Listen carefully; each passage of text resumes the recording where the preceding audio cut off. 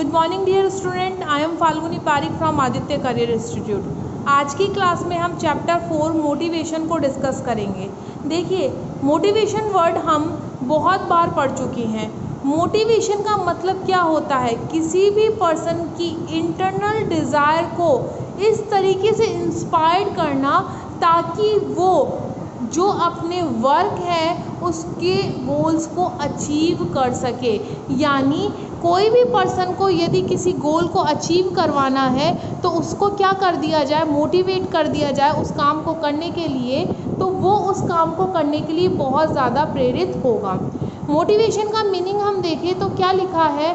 Motivation is a internal desire. ये एक आंतरिक इच्छा है which so makes the desire of people, जो लोगों के अंदर क्या करती है, इच्छाएं उत्पन्न करती है कि that they get inspired to work. यानी लोगों के अंदर इच्छाओं को उत्पन्न कर कर उनको इंस्पायर्ड करती है वर्क करने के लिए। क्यों वर्क करने के लिए? फॉर अचीविंग प्री डिटरमाइंड गोल, ताकि जो गोल्स हमने डिटरमाइन कर रखे हैं पहले से उनको अचीव किया जा सके।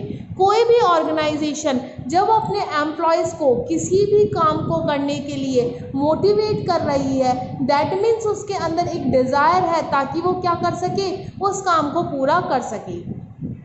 It refer to the hidden will power. यह एक आंतरिक इच्छा शक्ति है ऑफ इन एन इंडिविजुअल, किसी एक इंडिविजुअल की, व्यक्तिगत की, विच एनकरेज हिम और हर। यह दोनों को, चाहे वो लड़का हो चाहे लड़की हो, दोनों को काम करने के लिए एनकरेज करती है। This is an internal experience. यह है एक क्या है, एक इंटरनल एक्सपीरियंस है। तो सिंपल सा मोटिवेशन का मीनिंग हमने क्या देखा?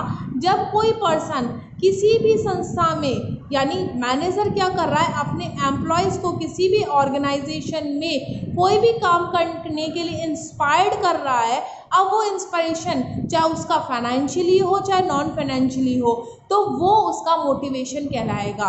क्योंकि उस समय जो एम्प्लॉयज़ हैं वो काम करने के लिए या गोल्स को अचीव करने के लिए क्या होते हैं, पूरे इंस्पायर्ड होते हैं और वो पूरे एनकरेज के साथ, एफिशिएंसी और इफेक्टिवनेस के साथ उस काम को पूरा करते हैं। For an example, suppose that आपको एक 12th क्लास में स्कूल में एक इंस्पिरेशन मिले कि यदि आपने 12th में 90+ मार्क्स बनाए तो आपको 5100 रुपये, 11,000 रुपये, 21,000 रुपये का पुरस्कार दिया जाएगा या स्कूटी दी जाएगी। तो आप 90% लाने के लिए इंस्पायर्ड हुए हो। सपोज दैट कोई एक पर्सन, एक व्यक्ति, एक स्टूडेंट है, वो 90+ लेकर आया, उसको स्कूटी दी गई गिफ्ट में, तो आगे जो और भी स्टूडेंट्स हैं वो भी क्या होंगे, इस स्कूटी को लेने के लिए इंस्पायर्ड होंगे और अपना वर्क बहुत अच्छे से करेंगे। इसीलिए अकॉर्डिंग टू विलियम गुलुक ने क्या डेफिनेशन दी है कि motivation is inner state that energises channels and sustain human behaviour. ये एक आंतरिक शक्ति है जो एनर्जीज देती है चैनल्स के थ्रू या सब्सटेन के थ्रू एक मानव शक्ति को। ठीक है, आज की अभी हमने क्लास में मोटिवेशन का मीनिंग देखा। नेक्स्ट हम कैरेक्टरिस्टिक्स देखेंगे मोटिवेशन के। Yes, characteristics of motivation. First, it is the psychological concept. सही बात है, मनोवैज्ञानिक अवधारणा है। मनोवैज्ञानिक कैसे? इंसान की मानसिक स्थिति पर, यानी मेंटली स्ट्रेस पर डिपेंड करता है कि वो इस चीज़ के लिए मोटिवेटेड है या नहीं है। Second, motivation is a continuous process. ये लगातार चलने वाली प्रक्रिया कैसे है कि ऐसा नहीं कि आज आपने किसी भी एम्प्लॉयज़ को मोटिवेट किया किसी काम के लिए और इसके बाद वो नेक्स्ट टाइम मोटिवेट करने की आवश्यकता नहीं है, उसे नेक्स्ट टाइम भी मोटिवेट करने की आवश्यकता है।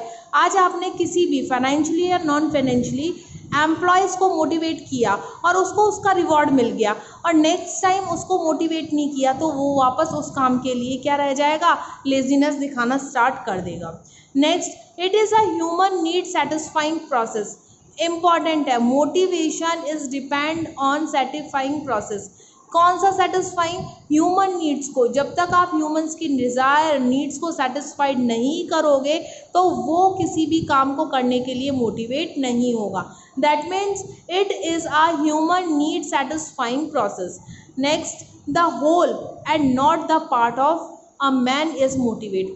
ऐसा नहीं है कि इससे केवल एक व्यक्ति मोटिवेट होता है, सभी यानी संस्था में काम करने वाले वे सभी लोग सब मोटिवेट होते हैं। क्योंकि यदि आप किसी को मोटिवेट कर रहे हो काम करने के लिए और उसने मोटिवेट होकर उस काम को पूरा किया और आपने उसके अकॉर्डिंग उसकी फाइनेंशियली या नॉन फाइनेंशियली कंडीशंस को पूरा किया, इन दैट कंडीशन उस कंपनी में काम करने वाले, उस संस्था में काम करने वाले सभी पर्सन उस काम के लिए मोटिवेट होते हैं। It is not cause of satisfaction although result.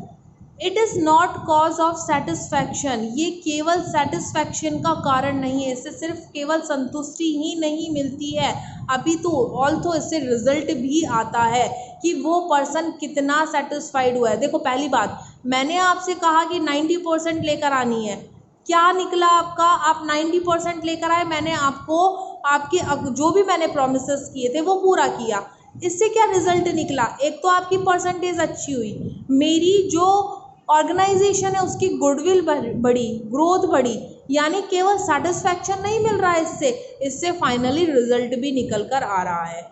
Motivation is different from moral. ये मॉरल से डिफरेंट कैसे है? आपने अपने मॉरल के अकॉर्डिंग कुछ काम किया, भाई मैंने स्कूल में आई हूँ, पढ़ाने के लिए पर्पज़ से आई हूँ, संस्था में मुझे पढ़ाना है, मुझे पढ़ाने के पर्पज़ से मैंने काम किया, ये तो मेरा मॉरल हुआ।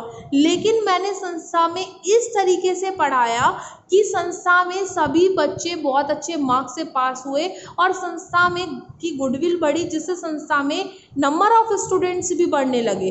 तो ये क्या है? मेरा मोटिवेशन है। Clear? It is internal feeling of an individual, ये किसी पर्सन की इंटरनल फीलिंग पर डिपेंड करता है। सपोज दैट उसके अंदर फीलिंग ही नहीं है, फॉर एन एग्जांपल आप चाहते ही नहीं हो कि 12th में अच्छी परसेंटेज बने, क्योंकि आपको आगे कुछ अचीव ही नहीं करना है, दैट मीन्स आपके अंदर इंटरनल फीलिंग नहीं है, आपको मोटिवेशन नहीं किया जा सकता।